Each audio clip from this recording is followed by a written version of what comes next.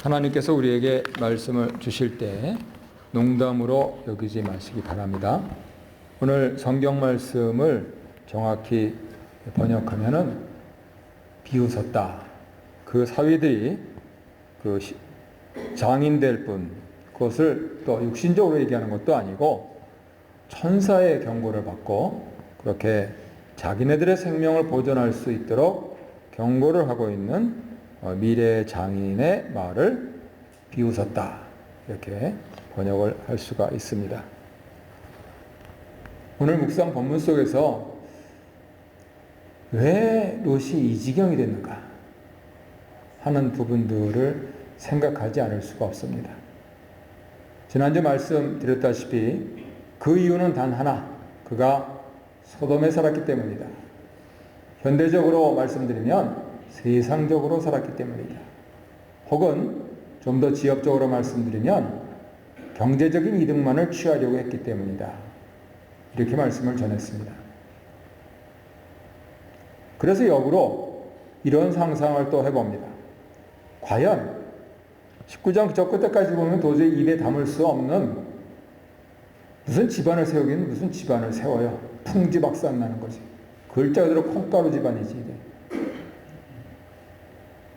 그런데 이 사람 롯은 진정 행복한 때가 없었나 하고 자문을 해봅니다. 롯의 일생에서 행복한 때 있었을까요? 아마도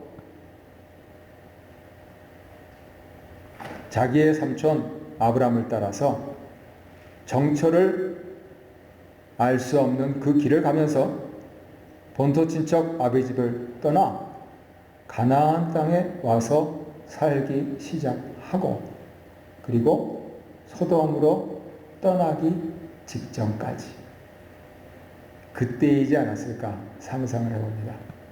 그때 뭐 했습니까? 아무것도 안 했어요.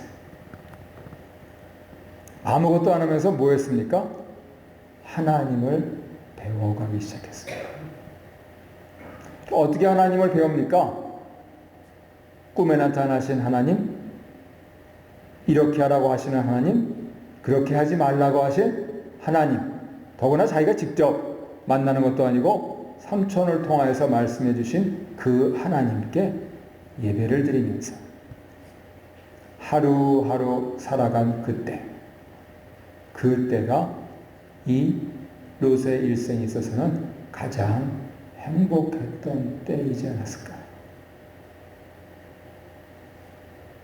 그 뒤에 벌어진 일은 자기의 이득을 따라서 소돔으로 들어가서 최소한 12년 이상, 최장 14년까지, 더구나 거부가 들어가서 또 여호와의 동생 같은 데서 짐승들이 뛰노니 더 번식할 거고, 그래서 이방인이지만 성문 앞에 앉아서 그곳 장로들과 더불어서 서로 대화할 수 있는 그 자리까지 올라갔는데 그게 다 일장 충몽이다 이 말씀입니다.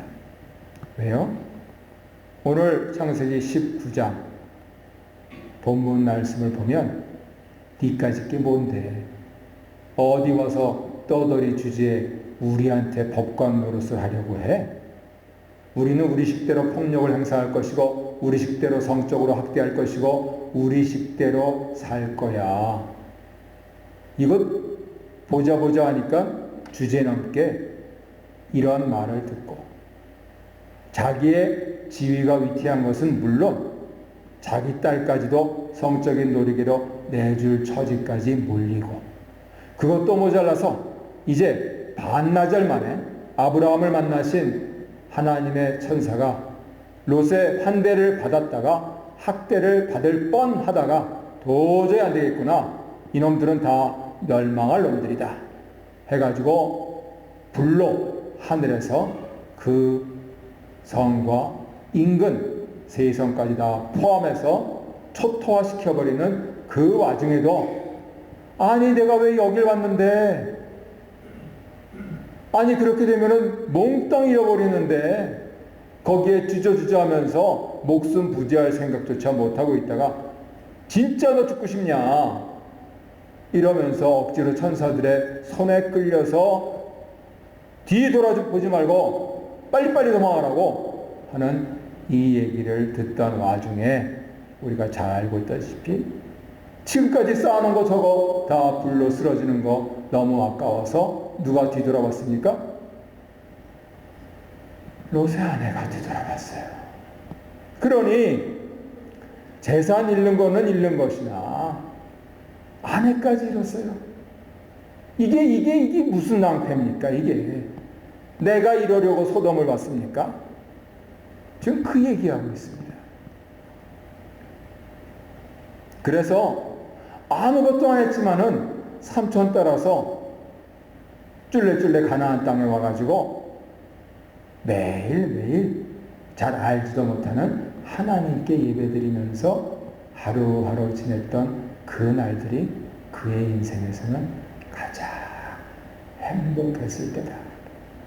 왜냐하면요, 그 다음 일은 입에 담기도 힘들어요. 자기 딸들을, 아니 어떻게 말이 안 되잖아요. 손님들을 보호한다고 자기 딸들을 성적 놀이기로 내줄 생각을 하는 이러한 비참한 지경. 아니 그런데 아버지가 그랬다고 딸들은 또 우리 집안 일으켜 세우겠다고 그 몹쓸 짓을 하는 겁니다.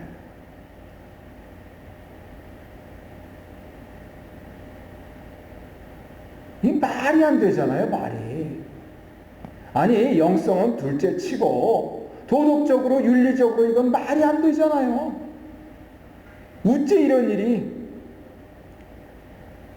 결국은 그렇게 해서 태어난 손주입니까? 아들입니까? 그 모압과 암몬은 다윗 때까지 계속 이스라엘을 괴롭힙니다. 그래서 에돔은 4대가 지나면 여호와의 총회에 들어올 수가 있었어요. 근데 모압과 암몬은 영영 못 들어옵니다. 하나님과는 전혀 별개인, 간단하게 설명하면은 소돔과 고모라 같은 그러한 가치밖에 지니지 못합니다. 그래서 오늘 창세기 19장을 보면서 도대체 이 사람은 무엇이 문제였고, 그리고 도대체 이 사람은 언제 행복했고, 그리고 그러한 사람을 구원하시는 가운데 21세기를 살아가는 우리가 받을 그러한 영적인 교훈, 나아가서는 적용점이 무엇인가? 대단히 궁금해지는 것이죠. 지난주에 이어서 오늘 우리가 상고하는 이 롯을 하나님께서 어떻게 평가하시고 어떻게 구원하시는가 하는 점에 대해서 사도 베드로가 분명하게 말씀을 해줍니다. 한번 보시겠습니다. 저 뒤에 신약성경 베드로 후서 2장, 신약성경 385페이지 정도에 보면 2장 6절부터 이렇게 되어 있습니다. 소돔과 고모라 성을 멸망하기로 정하여 죄가 되게 하사 후세에 경건하지 아니할 자들에게 본을 삼으셨으며 무법한 자들의 음란한 행실로 말미암아 고통당하는 의로운 롯을 건지셨으니 이는 이 의인이 그들 중에 거하여 날마다 저 불법한 행실을 보고 들으므로 그 의로운 심령이 상함이라. 주께서 경건한 자는 시험에서 건지실 줄 아시고 불의한 자는 형벌 아래에 두어 심판 날까지 지키시며. 아멘. 예, 이게 롯의 형편입니다. 그래서 창세기 13장부터 시작된 소돔과 고모라, 14장부터 어려움을 당하기 시작하여서 이 19장 끝에는 입에도 담기조차 어려운 이 망연자실한 사실에 놓인 롯을 그래도 하나님은 구원하셨다. 이렇게 베드로 사도는 우리에게 전해주고 있습니다. 그런데 이 구원받은 롯이 받은 구원은 바울 사도의 표현을 들면 부끄러운 교훈, 부끄러운 교훈. 글자 그대로 아브람 때문에, 아니 아브람 따라 나와서 그때 잠깐 그 가나안 땅에서 하나님께 예배드린 그것을 기억하셔서 하나님께서 끝내버리지 아니하시고 구원해 주신 그러한 구원이다, 이렇게 말씀드릴 수 있습니다. 그러면 21세기를 사는 우리는 이 말세의 세상을 살면서 롯처럼 살아야 되느냐? 아니라는 거죠. 그러면 안 되죠. 왜 창세기 19장이 끝난 지 수천 년이 흘렀는데 또 19장 속에 들어가 사냐고요. 왜 다람쥐 쳇바퀴 도는 것 같은 그러한 삶을 사냐고요. 그러지 않으려고 성경을 읽는 거지. 그러지 않으려고 말씀을 듣는 거지. 그렇게 놓고 보면 우리가 보다 적극적으로 능동적으로 하나님께서 우리를 선택하셔서 이렇게 주일을 예배드리고 하나님 건강 주시고 하나님 물질 주시니 나오는 거지. 근데 제가 우리 성도님들 아니까 야, 참 유복한 분들이다.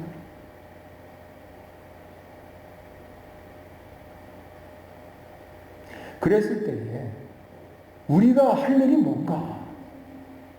결국 인생이 무엇일 때 우리가 해야 할 남은 일이 뭔가 하는 그 부분들에서 오늘 말씀의 포인트가 있는 것입니다. 미래의 장인인 롯이 천사의 경고를 듣고 하나님의 계획을 알았습니다.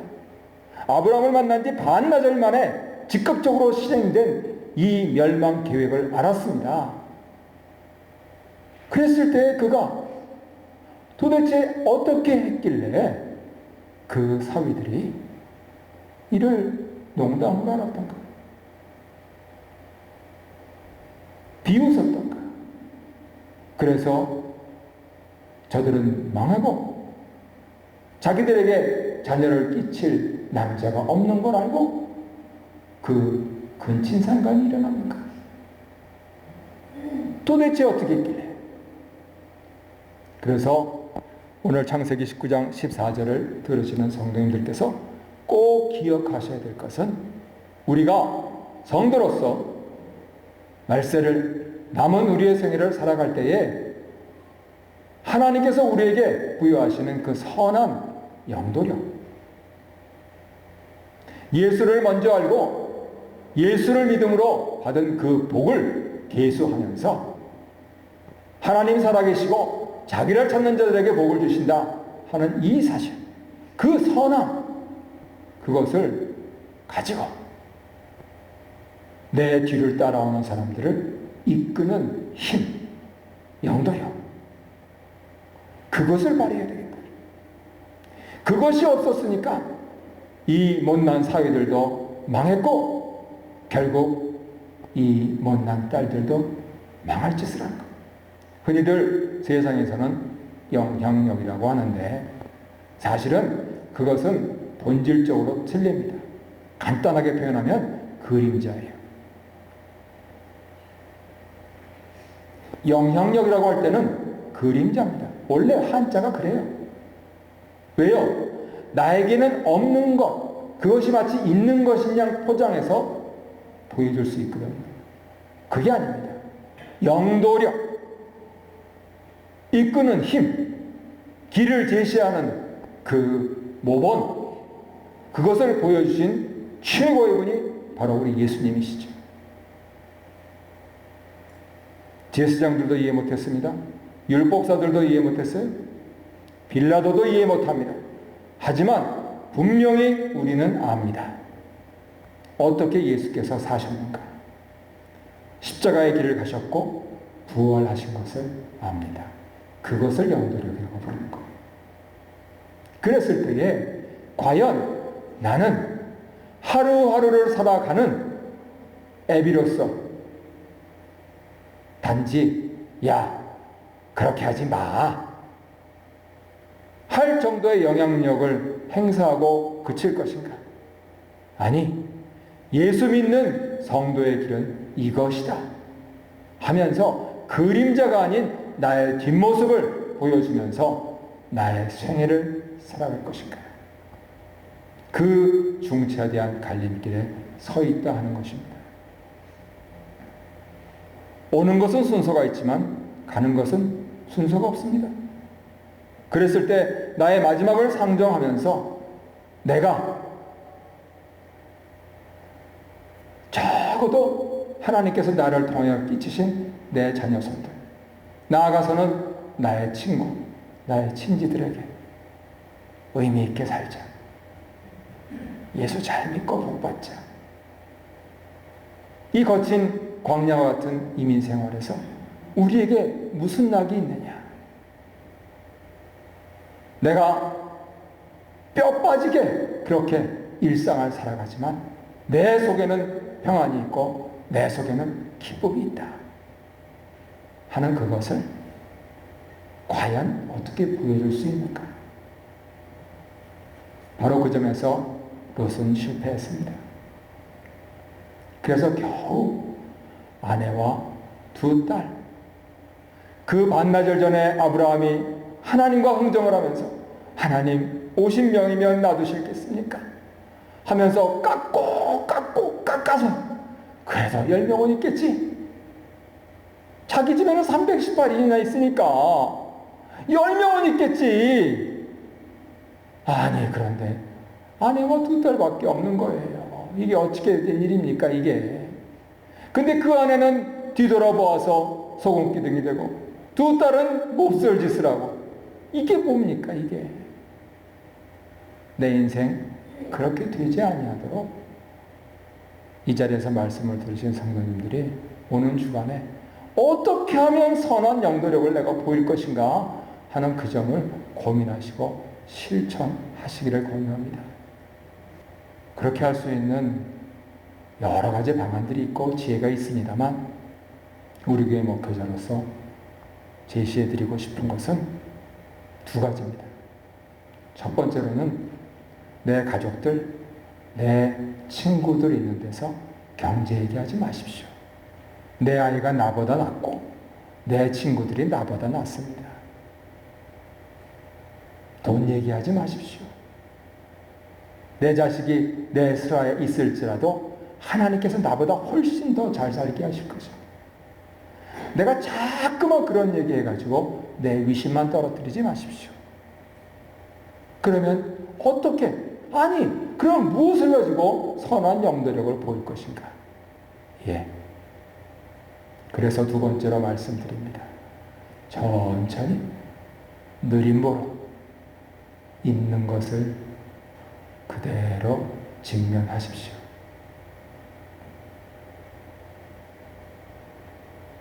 맨날 똑같죠? 매주 똑같죠? 아니에요. 한시도 한 주도 같은 게 없습니다. 한번 주위를 둘러보세요. 똑같은 사람들이죠. 한번 보세요. 내 옆을 한번 보세요. 지금 내 옆에 보신 분들 기억해 보세요. 그리고 다음 주에 이 사람은 다음 주에도 똑같지. 안 그래요. 일주일을 살았는데 어떻게 똑같습니까? 그래서 느림보라고 하는 것은 그 아주 세미한, 아주 경미한 그 변화와 차이를 느끼는 것이에요. 우리의 육신은 어쩔 수 없이 노쇠해 갑니다. 그런데 우리가 경제를 얘기 안 하고 돈을 얘기 안 하고, 그럼 무슨 얘기예요? 교회 나왔으니 말씀 보고 기도하고 찬양하는 것밖에 얘기할 게 더 있어요. 그러면 우리의 육신은 후패나 우리의 영은 날로 새롭도다. 그렇게 고백한 사도 바울의 고백이 내 고백이 될 수 있습니다. 저 사람들 똑같은 사람인 줄 알았는데 아이고 참 많이 변했어. 말씀에는 능력이 있구만. 나도 미진하지만 나도 저렇게 살아야지. 과연 말씀이 우리를 변화시키는가? 과연 암송한 사람들이 하나님 뜻대로 살아가는가?